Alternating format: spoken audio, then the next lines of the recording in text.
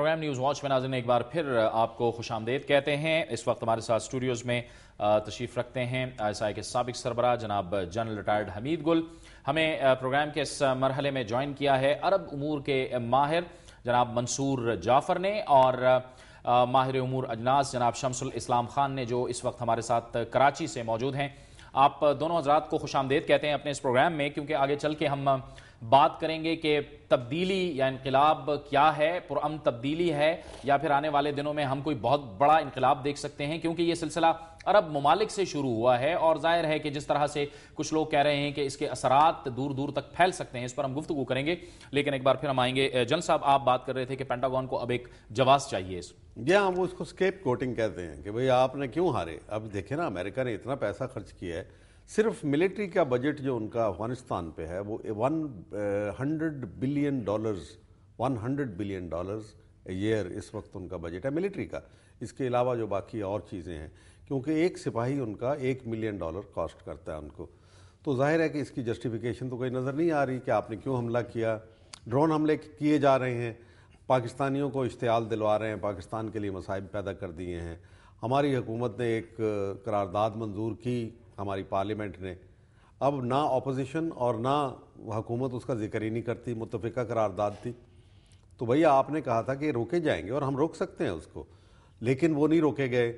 لیکن میں یہ پوچھنا چاہتا ہوں کہ ڈرون حملوں کا کیا امریکہ کو فائدہ پہنچا کسی طریقے سے بھی، کہ ڈرون حملے کے ذریعے سے ان کو جو ان کی ناکامی افغانستان میں ہونے جا رہی تھی وہ انہوں نے اس کو کامیابی میں کنورٹ کر دیا؟ یعنی اوور آل ایفیکٹ جو ہے آف پاک بیٹل فیلڈ کے اوپر اس کا کیا ہوا، ماں سوائے اس کے کہ پاکستان کو خون میں نہلایا گیا؟ ورنہ 2500 بندے خدا کا خوف کریں، جس میں سے 2 درجن سے کم جو ہیں انہوں نے القاعدہ کے خود جو کلیم ہیں کہ القاعدہ کے تھے، تو باقی تو عام پاکستانی ہیں، اور وہ بیچارے ایسے ہیں کہ یہاں ان کے بارے میں کوئی شور بھی نہیں مچاتا۔ ابھی ریمنڈ ڈیوس کے اوپر تو بہت شور مچا اور مچنا چاہیے بھی، لیکن جو ان کے لیے جو 2500 مارے گئے ہیں کسی نے کوئی شور نہیں مچایا۔ نتیجہ یہ نکلا ہے کہ وہ ایلینیٹ ہو گئے، لیکن اس کے باوجود نہ انہوں نے پاکستان کا جھنڈا جلایا، نہ انہوں نے وہاں پاکستان سے علیحدگی کا مطالبہ کیا، نہ پاکستان کو گالی دی۔ تو آپ ان کی یہ بھی تو دیکھیں کہ یہ کیا ہمارے ساتھ ہو کیا رہا ہے۔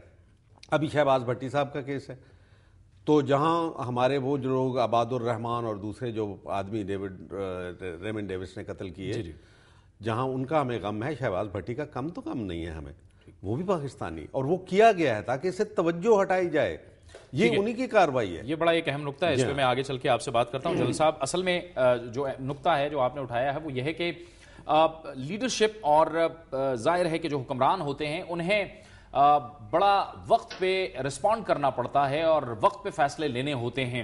جیسے ہم دیکھ رہے ہیں کہ اس وقت مڈل ایسٹ میں جو کچھ اس وقت ہو رہا ہے، مشرق وسطیٰ میں جو کچھ ہو رہا ہے، مختلف عرب ممالک کے اندر ایک لہر سامنے آ رہی ہے اپنے حکمرانوں کے خلاف، اسی پر ہم بات کریں گے۔ اور منصور جعفر صاحب ہمارے ساتھ ہیں۔ منصور جعفر صاحب، یہ جو سلسلہ شروع ہوا ہے، جس کا سلسلہ ظاہر ہے تیونس سے شروع ہوا، الجزائر، پھر مصر، اور اب لیبیا میں جو حالات ہیں، ان حالات کو آپ کیا کہیں گے؟ یہ تبدیلی ہے، بغاوت ہے، انقلاب ہے، یہ کیا ہے؟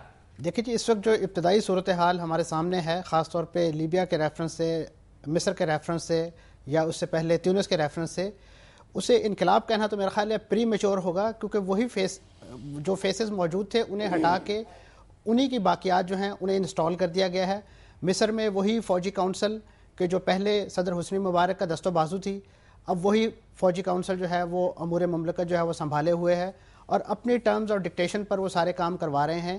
آج جو ان کے وزیر اعظم ہیں احمد شفیق، انہوں نے استعفے کا اعلان کیا ہے، اور اس کے بعد جو مطالبہ کیا جا رہا ہے اپوزیشن کی طرف سے وہاں کہ پہلے جو انتخابات کروائے جائیں، پارلیمانی انتخابات کروائے جائیں، اور اس کے بعد صدارتی انتخابات کروائے جائیں، لیکن وہاں کی جو فوجی کونسل ہے وہ اس چیز پہ مصر ہے کہ نہیں، ہم پہلے صدارتی انتخاب کروائیں گے اور اس کے بعد جو پارلیمانی انتخاب ہے وہ کروائے جائیں گے۔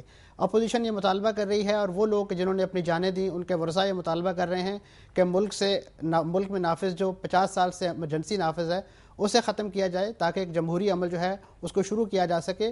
وہاں پہ جو پابندیاں لگی ہوئی ہیں، اخوان المسلمون ہے، دیگر حزب اختلاف کی پارٹیاں، ان سے پابندیاں ہٹائی جائیں تاکہ کسی نہ کسی انداز میں ایک سیاسی عمل شروع ہو سکے۔ لیکن وہی جو فوجی کونسل ہے وہ ان تمام جو مطالبات ہے ان کو اسی طریقے سے نظر انداز کر رہی ہے جس طریقے سے پہلے حسنی مبارک ایک فرد واحد کے طور پہ کر رہا تھا. اب 10-12 افراد پہ مشتمل جو ہیں وہ یونیفارم پرسن جو ہیں وہ عوام کی رائے کا جو ہے وہ احترام نہیں کر رہے. اچھا منصور صاحب، ہم شمس الاسلام صاحب کو اپنی گفتگو میں شامل کرتے ہیں. شمس صاحب، تاریخ جو بتاتی ہے اس میں کہا جاتا ہے کہ دنیا کے جو بڑے انقلاب ہے، معاشی بحران اس کی ایک وجہ بنی. اس وقت جو ہماری صورتحال ہے، ہم دیکھ رہے ہیں کہ ہم نے گزشتہ دنوں دیکھا پیٹرولیم مصنوعات کی قیمتوں میں اضافہ ہوا، یہ اثر عوام تک براہ راست پہنچایا گیا. اب عوام کب تک یہ برداشت کرے گی؟ اور یہ جو معاشرے کے اندر یا جو عوام کے اندر جو ایک اینگر بن رہا ہے یا جو ایک غصہ بن رہا ہے، کیا یہ اسی کی وجہ ہے؟ جاوید صاحب، آپ بھی جیسے بات ہو رہی تھی کہ تیونس کی، الجزائر کی، مصر کی اور لیبیا کی، تو وہاں پر بھی اگر دیکھا جائے تو ایک چیز کامن نظر آتی ہے کہ وہاں بھی مہنگائی تھی. اور وہاں جیسے دودھ مہنگا ہو گیا، چینی مہنگی ہو گئی، گندم مہنگی ہو گئی، تو مہنگائی ایک وجہ بنی وہاں پر لوگوں میں اینگر ڈیولپ کرنے کے لیے. پاکستان میں آپ دیکھیں تو پچھلے جو 10 سال جو گزرے ہیں وہ لاسٹ ڈیکیڈ گزری ہے. اس میں کوئی بڑے پروجیکٹس پہ کام نہیں ہوا اور پاکستان میں جو ہے روزگار کے مواقع مہیا نہیں کیے گئے. اور ابھی آپ اب دیکھیں گے 3 سال کا اگر کمپیریزن کرتے ہیں آپ کو، تو آپ کو مہنگائی اتنی زیادہ نظر آئے گی جو 30 سال میں مہنگائی نہیں آئی. اور ابھی جو پیٹرول کی پرائسز بڑھی ہیں، اس نے تو اس مہنگائی پہ جلتی کا کام کیا ہے. اور ابھی آپ دیکھیں گے ٹرانسپورٹ جو ہے وہ سب سے مین کردار ادا کر دیا مہنگائی کو بوسٹ کرنے میں، کیونکہ آپ کی جتنی پروڈیوسز ہیں وہ different parts of the country میں پیدا ہوتی ہیں اور وہاں سے منڈیوں میں جانا ہوتا ہے. اگر آپ کرایہ دیکھیں تو فوراً ہی نیکسٹ ڈے جو ہے پیٹرول بڑھتے ہی 1 مارچ سے کرایوں میں کوئی 10-10 ہزار روپے پر ٹرک کا جو ہے کرایہ کا اضافہ ہوا ہے. اور یہ ایک ایسی چیز ہے کہ جو لوگوں کو آگے جا کے بہت زیادہ تکلیف دے گی مہنگائی کی صورت میں کی شکل میں، اور ان کو جو ایڈیبلز ہیں وہ افورڈ کرنا مشکل ہو جائے گا. ابھی 2011 جو ہے، ابھی تو یہ پہلا انہوں نے پرائز کیا ہے، کیونکہ میں جو دیکھ رہا ہوں انٹرنیشنل مارکیٹ کا جو سینیریو بن رہا ہے وہ ایسا ہے کہ آئل پرائسز اور بڑھیں گی، اور اگر 31 مارچ کو اور یہ پرائسز بڑھائیں گے تو یہ جو پرائس انکریز کنٹینیو جاری رہے گی، تو ملک میں 2011 میں اس قدر مہنگائی آئے گی. آپ کا آر جی ایس ٹی کی ریساؤنڈنگ پھر دوبارہ سننا شروع ہو گئی ہے کہ گورنمنٹ اس پہ پلاننگ کر رہی ہے. تو یہ ساری چیزیں لوگوں کو مجبور کر رہی ہیں، ان کے اندر ایک اینگر ڈیولپ ہو رہا ہے. اور اس اینگر کی وجہ سے آپ نے دیکھا ہے کہ ڈیمونسٹریشن وہ دکھا رہے ہیں، روڈ پہ کچھ بھی ہوتا ہے، اگر بجلی یا گیس نہیں ہے تو وہ اپنا ڈیمونسٹریشن کر رہے ہیں اپنے غصے کی. یہ ایک ایسی چیز ہے جو خطرناک حد تک ڈیولپ ہو رہی ہے. اور ملک میں ہمارے پاکستان میں ایک سروے رپورٹ آئی تھی کہ 50% آبادی جو ہے وہ مایوسی کا شکار ہو چکی ہے، جو وجہ بن رہی ہے کہ آپ کے ملک میں جو ہے پاکستان کے اندر جو ہے پروڈکٹیوٹی کم ہوتی جائے گی اور لوگوں میں جو ہے نیگیٹیوزم جو ہے اس کی جو منفی سوچ ہے وہ ڈیولپ ہو رہی ہے، وہ ایک خطرناک صورت اختیار کر سکتی ہے. ٹھیک ہے، یہ آپ نے اہم نقطہ اٹھایا ہے. منصور جعفر اور شمس الاسلام صاحب ہمارے ساتھ ہیں. شمس الاسلام صاحب کا کہنا یہ تھا کہ اصل میں پبلک اینگر کی ایک بنیادی وجہ یہ ہے کہ آپ عوام پر بوجھ تو ڈالے جا رہے ہیں لیکن ان کے جو مسائل ہیں ان کو حل کرنے کی جانب توجہ نہیں دے رہے، اور آخر میں جو نزلہ ہے یا جو مہنگائی کے بم ہیں وہ عوام پر ہی گرتے ہیں. ایسی صورت میں عوام کا پھر رد عمل کیا ہو سکتا ہے؟ اسی گفتگو کو ہم جاری رکھتے ہیں. جنرل صاحب سے سوال کریں گے. جنرل صاحب، یہ جو جب ہم عدم برداشت کی بات کرتے ہیں یا پھر ہم یہ جو لوگ باہر نکل آتے ہیں، سوئی گیس کا مسئلہ ہے، بجلی کا مسئلہ ہے اور مہنگائی بڑھتی چلی جا رہی ہے، ظاہر ہے یہ تو عوام پھر نکلیں گے، غصہ بھی انہیں آئے گا اور وہ پھر ظاہر ہے وہی کام کریں گے جو انہیں نہیں کرنے چاہیے. دیکھیں، بیرونی دباؤ بھی ہے، جیسا کہ میں بیان کر چکا ہوں کہ بیرونی طور پہ ہم باجگزار ریاست بن کے رہ گئے ہیں. کلائنٹ اسٹیٹ امریکہ کی اور مغرب کی استعماری قوتیں ہمیں استعمال کر رہی ہیں. اندرونی طور پہ یہ عالم ہے کہ ہمیں کوئی مہنگائی، بے روزگاری، ناانصافی، ہر ایک چیز، اب تو بجلی کا رونا، لیکن یہ کس نے بھی دیا؟ دیکھیں آپ، یہ سیاستدانوں نہیں دیا نا کہ بجلی کا کالا باغ ڈیم نہیں بننے دیا. آج اگر روٹی اور روزگار اور روشنی میسر نہیں ہے تو وہ کون لوگ ہیں جو اس کی مخالفت کرتے رہے؟ کوئی اس کو پکڑنے کے لیے تیار ہے؟ ان کے لیے جو عرب دنیا کے اندر ہو رہا ہے وہ اصل میں ہم ان تمام مراحل سے پہلے گزر آئے ہیں. یہ ہسٹوریکل پروسیس ہوتا ہے، انقلاب تک پہنچنے کے لیے ضروری ہوتا ہے، جس کو کہتے ہیں کہ کلاسک تھیوری آف ریولوشن، کہ آپ کو ریموول آف ڈاؤٹ، کہ ڈاؤٹ نہیں رہ جائے. نہ ہمیں آمریت نے کچھ دیا نہ جمہوریت نے دیا.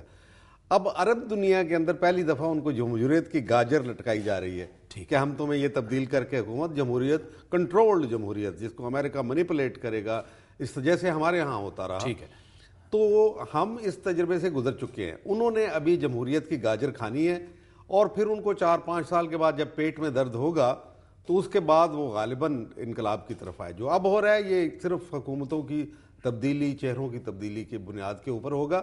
پھر اس دام میں آ جائیں گے کہ شاید ابہام بڑھ جائے گا، اس کو دمام مل جائے گا. ہمارے ہاں بھی جو انقلاب کی باتیں کر رہے ہیں پولیٹیشینز، جو باتیں کر رہے ہیں، ایک تو وہ اس نظام کا حصہ ہیں، آخر اسی نظام میں وہ الیکشن لڑتے ہیں، انہوں نے پارٹیاں بنائی ہوئی ہیں، تو پھر وہ کیسے انقلاب کی بات کرتے ہیں؟ انقلاب تو نظام کو بدل دیتا ہے. اور یہ دنیا کو موجود ہے، امریکہ کا جو اس وقت فیئر ہے کہ اشتراکیت نے انقلاب لایا تھا، ناکام ہوئی، استعمار پہلے ہی ریجیکٹڈ تھا، اب ان کا ڈر یہ ہے کہ اسلامی نظام آئے گا. ابھی بات کر رہے تھے منصور صاحب کہ اخوان المسلمون، ان کی ایک بڑی طویل جدوجہد ہے، 1928 سے لے کے آج تک وہ چل رہی ہے. اب وہ بھی ایک نظام کا حصہ بن کے انہوں نے پچھلی دفعہ 87 سیٹ لیں، لیکن حاصل کیا ہوا؟ وہ اگر اسلامی واحد ملک جو اس وقت رائپ ہے فار ریولوشن وہ پاکستان ہے، جس کے اندر ہم نے تمام تجربات سے، ہم نے کنٹرولڈ جمہوریتیں دیکھی، ہم نے سوشلسٹ معیشت دیکھی، آج مارکیٹ معیشت کو دیکھ رہے ہیں، ہم نے کیپٹلسٹ معیشت دیکھی، مارکیٹ، فری مارکیٹ کیپٹلزم کے اوپر اس وقت کام کر رہے ہیں. تو ہمارے ہاں جو وہ پروسیس ہے آف ریجیکشن وہ تقریباً کمپلیٹ ہو چکا ہوا ہے. یہاں پہ جب کوئی طوفان اٹھے گا اور جس کی وجہ سے ان کو بہت خطرہ ہے، اور اسی کی وجہ سے پاکستان کو اندرونی انتشار کا شکار کرنا چاہتے ہیں، اور بھی عوامل ہیں، لیکن یہ ایک بڑی وجہ اس کی یہ ہے. لیکن آپ کو لگ رہا ہے کہ جو ہمارے عوام ہیں اب انہوں نے وہ اس روایتی سیاست کو سمجھ لیا ہے اور اب ہم اس نہج پہ پہنچ چکے ہیں کہ ہم اس کو رد کرنے جا رہے ہیں؟ جی، نوجوانوں نے تو بالکل سمجھ لیا ہے کیونکہ نوجوان جو ہیں وہ ہٹ کے اس سے اب سوچنا شروع ہو گئے ہوئے ہیں اور نظام کی تبدیلی کی بات کر رہے ہیں. 70% پاکستانی جو ہیں وہ 30 سال سے کم عمر کے ہیں، 35% 21 سال سے کم عمر کے ہیں. یہ سروے ان کے پیو سروے بتاتے ہیں. 88% پاکستانی یہاں نفاذ شریعت چاہتے ہیں، باوجود اس کے کہ شریعت کو بہت بدنام کروایا گیا اور اس کے نام پہ اسلام کو بہت رسوا کیا گیا. کلی کا واقعہ جو ہے شہباز صاحب کا، یہ سارے اس کے لیے کہ اسلام کا، یہ اسلامی نظام کی کوئی بات نہ کرے، کیونکہ اسلامی نظام جو پھوٹے گا تو وہ فرقہ واریت کی وجہ سے نہیں، فرقہ واریت تو تقسیم کرتی ہے، اور جو سیاسی فرقہ واریت ہے یہ بھی تقسیم کرتی ہے. جبکہ ریولوشن کو ایک توانائی چاہیے، کلیکٹیو توانائی، اس کو اتحاد چاہیے، ایک ڈائریکشن میں چاہیے، اور وہ ہمارے قرآن سے برآمد ہوتا ہے، اللہ کے فضل و کرم سے، اور سنت سے برآمد ہوتا ہے. ٹھیک ہے، پاکستان نے بہت سارا راستہ اس سلسلے میں کور کر لیا ہے.